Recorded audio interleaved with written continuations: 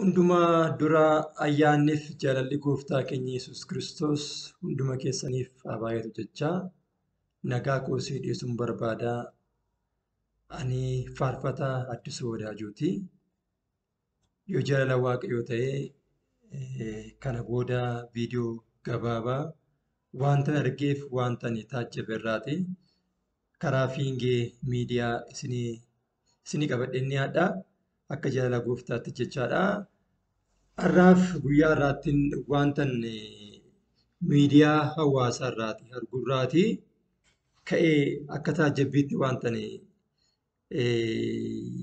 qabadhee dhiyaadhe yookaanis immoo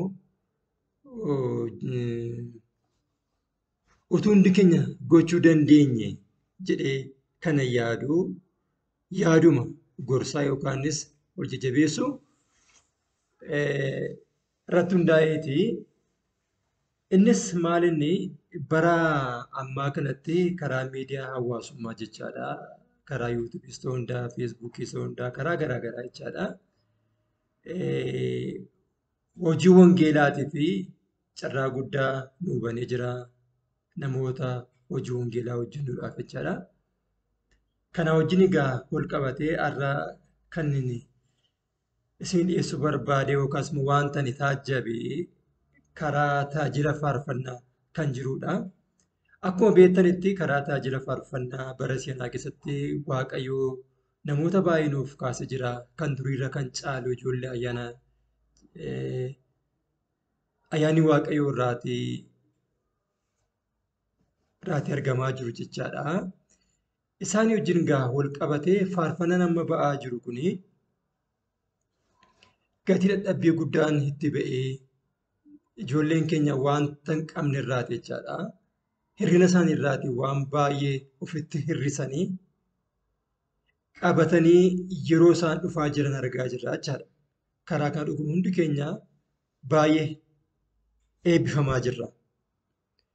Garuu ani akka komeetti wantan argaa jiru maalinni keessumaa karaa yuutuubii ijoolleen kuni dadhabbii guddaadhaan itti baasanii yeroo dhufanitti abdiin isaanii inni guddaan inni namni keenya in argaa, itti jajjabaata, ergaan koo nama bira ga'a,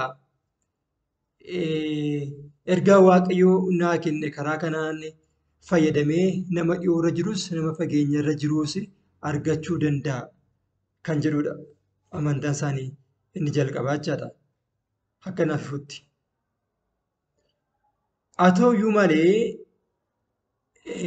faarfannaan kun egaa kana keessa darbee yeroo hunduma keenya bira ga'utti wanta ani arge taajjabe maalinni namoonni baay'een keenya faarfannaa kana ilaallee bira darbuurra kan hafee ijoollee kana jajjabeessuu irratti, laayikii gochuu irratti, sheer gochuu irratti, sabiskiraayib gochuu irratti maal akka ta'e naaf hin galu. Yookaan namooti baay'een keenya akkaawuntii jiimeelii yookaas immoo sana aksii isaa hin qabnu ta'e ani hin beeku. Namoonni baay'een keenya garuu akkasumatti ilaallee bira dabarra. Kuni fakkeenyaaf laayikii gochuun, sheer gochuun, sabiskiraayib gochuun gatii nama hin gaafatu, birrii nama hin gaafatu, wanta nama gaafatu qajeelummaa yaadaa duwwaa nama gaafata. Kanaaf firoota koo namooti faarfannaa karaa garaa garaa ilaaltanii wanti sirraati eegamu gatii nama baasu hin jiru, kaffaltiin kaffalamu hin jiru wanta ta'eef kana gochuudhaatiin ijoollee keenya jajjabeessaa jechuun barbaade. Maaliif nuti yoo wanta kana hin goonu ta'eef namni kan biraan kan nuuf godhu waan hin jirreef jechaadha. Ani wanta har'aa taajjabee garee keessan dhufe kana waan ta'eef kana hundi keenya akka inni goonu abdii guddaan qabaa. Waaqayyo gooftaan maccaa hunduma keenya eebbisu jechuun barbaada. Waaqayyo hunduma keessan hojjetu eebbifamaa.